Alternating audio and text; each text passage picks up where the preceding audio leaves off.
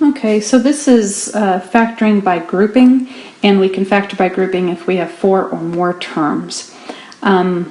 And I'm calling this one example D because in our notebook the previous example was example C. So this is actually the first one for factoring by grouping in our notebook. So I still have to go through the same questions as before. My first question being, is there a GCF? And although it is tempting to say yes, you think that maybe 3 is the GCF, that's what throws it off. And X is not a GCF either because X is not in our final term. So there is no GCF. Next thing that we do is we see, okay, it has 4 terms. Let's factor by grouping. This is exactly what it sounds like. We're going to group, and we will group this where we have the first 2 terms in parentheses, the second 2 terms in parentheses, and it is separated by plus. So it's very much like when we factor using the AC method. It has to have that plus there. And just like the AC method, we are going to just take out the GCF out of each group. So let's do that now. So you saw that my GCF is in red and what is remaining is in blue, and you'll notice that we have our magic matching factors right here. So again, just like the AC method, the magic matching factors will be one of the factors of the polynomial that we started with. And the GCF that we brought out, this part that is here in red, we are going to write as our other factor. And then I have to look at this and again think, can these be factored anymore? This is a linear factor. The only way I could factor is if there is a common factor here, but there's not. This is a quadratic, so I have to look for a GCF. Doesn't have it. I see 2 terms. Could it be factored as a sum of squares? Well, part of it looks like it could be, but since 3 is not a square number, no, I cannot factor this as a sum of squares. That means that this example is completely factored. Let's look at another example. Okay, in example E, again I have 4 terms and I have to look for a GCF. Doesn't have one, so then again I'm going to go ahead and factor by grouping. I can see after I have my first group that I have a minus here, and I don't want a minus between my groups, so I'm going to change this minus to plus a negative, and now I can group those together. So we're going to go ahead and group those. Again, I take out my GCF and we're going to see what we have left.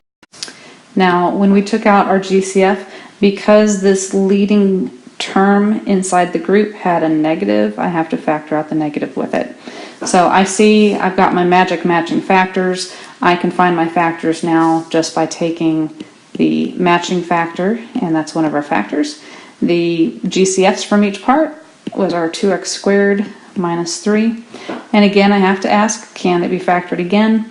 My linear factor, nope. This one may be a difference of squares, but 3 is not a square number, 2 is not a square number. This cannot be factored anymore, so therefore this is my final answer. Okay, now with example F, it's kind of just more of the same, but with example F, I would like for us to look at all the possibilities, because as we go through here, in both of our previous examples, we've seen that we got this magic matching factor, and that's all well and good. But what happens if we don't? With grouping, factoring by grouping, if we don't get that magic matching factor, then all we have to do is change the order of the group. So I'm going to show example F grouped in a bunch of different ways, and we're going to see, will every method work or will only some of them work? So now you see I've got example F. It's the same polynomial, but I've changed the way they're grouped.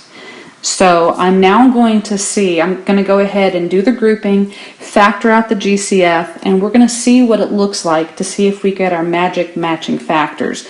I'm going to just jump to what it looks like. So if you just want to go ahead and try factoring by grouping this one right now, go ahead and do that. Pause the video and then unpause and see if what you came up with is good.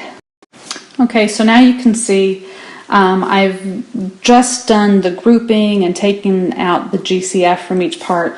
In my first grouping, the same order that I started with, I had my matching magic factors right here, and those were good. So I could go ahead and pull out those factors and see that I've got 4x plus 7 as one factor, and x cubed plus 1 is the next factor. And then I'd have to factor this one again. If I took a look at this grouping here, I can see again I've got magic matching factors. So again, I can write my factors as 4x plus 7 and x cubed plus 1. And again, I'd have to factor x cubed plus 1 again, because that's the sum of cubes.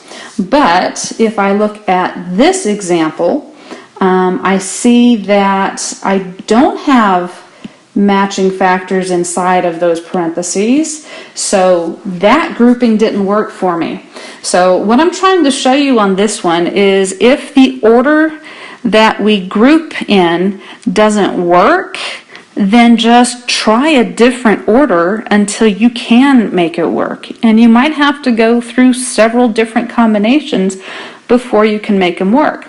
Now, if you can't make it work at all, then you'll have to go through and use the rational root theorem to find all the possible roots, and then go through and use some synthetic division to see if those possible roots could give you factors. But you still need, just try regrouping first, and then if the regrouping still doesn't work, that's what you would go to. So I'm going to go ahead and now factor this the rest of the way. So I went ahead and factored x cubed plus 1 as the sum of cubes. I took the cube root of x cubed to get x. That became my a value in the factor pattern. I took the cube root of 1 to get 1. That became the b part in my factor pattern. So this is what my sum of cubes looks like. And this means that my final answer for example F looks just like this. And now we are completely done with this thing.